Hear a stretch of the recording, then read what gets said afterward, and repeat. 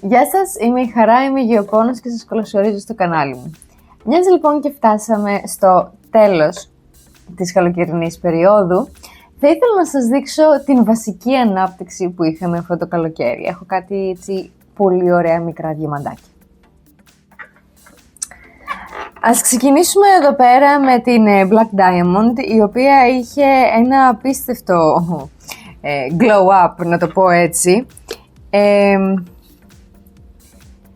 Τα φύλλα τα οποία βλέπετε να είναι πιο ανοιχτό πράσινο είναι τα καινούργια φύλλα και όπως βλέπετε τα καινούργια φύλλα είναι πιο ψηλά από τα προηγούμενα. Στο κέντρο βγαίνουν πάρα πολλά φυτούλια, θα σας βγάλω φωτογραφίες αν φαίνονται και στην φωτογραφία. Αλλά έχω κατενθουσιαστεί με αυτό το φυτό διότι δεν το περίμενα και απλά ξαφνικά μια μέρα, γιατί κακά τα ψέματα δεν του έδινα και πάρα πολύ σημασία, απλά ξαφνικά μια μέρα συνειδητοποίησα ότι δεν ήταν αυτό που θυμόμουν να είναι. Και συνειδητοποίησα ότι έχει μεγαλώσει πάρα πολύ. Είμαι πάρα πολύ χαρούμενη. Φυσικά έχει έρθει η ώρα να πάει σε ένα καλύτερο γλαστράκι και να μπει μέσα σε πον. Θα το δούμε γιατί δεν έχω αυτή τη στιγμή κάποιο κασπό που να με ενδιαφέρει για το συγκεκριμένο φυτό. Αλλά ήταν μια υπέροχη έκπληξη.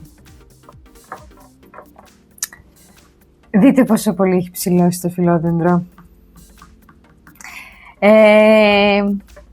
Το έκανε πάρα πολύ καλό το καινούργιο του κασπό και η καινούργια θέση που το έχω βάλει εδώ πέρα. Έχει βγάλει αρκετά καινούργια φύλλα τα οποία είναι πάρα πολύ όμορφα.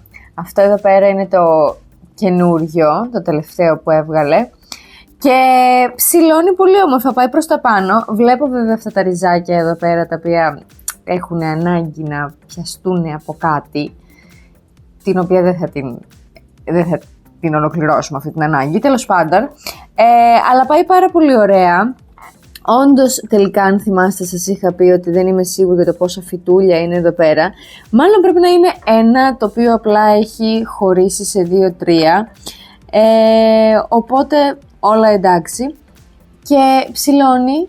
Σε λίγο δεν θα χωράει στο ράφι που το έχω βάλει επάνω, οπότε θα πρέπει να του βρούμε μια άλλη θέση, γιατί σε λίγο θα φτάσει, δεν θα πηγαίνει παραπέρα.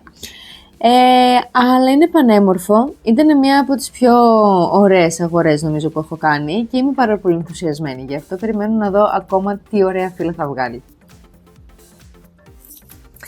Ένα άλλο φυτό το οποίο από ό,τι φαίνεται του άρεσε πάρα πολύ το σπίτι μας, είναι εδώ πέρα η Monstera η Siltepecana.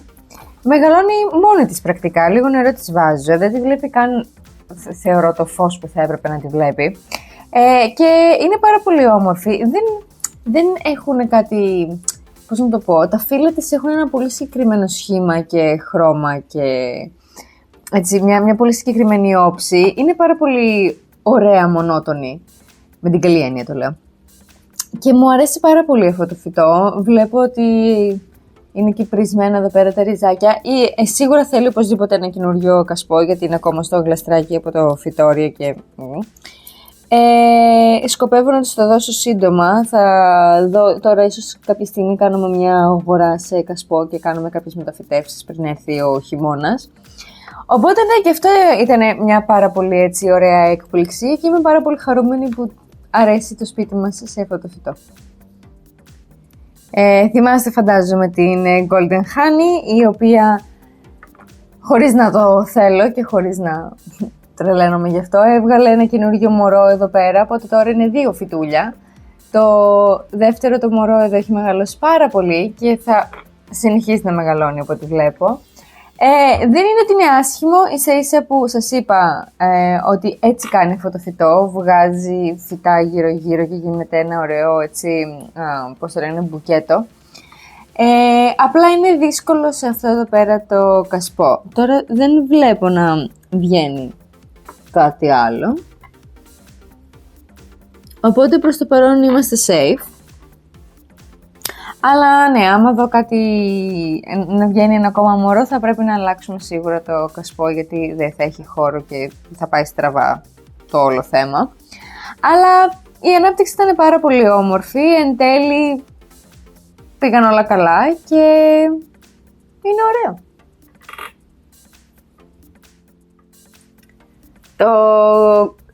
Το Florida Green εδώ πέρα είναι εντάξει στην θέση του, δεν έχω παράπονο, μεγαλώνει.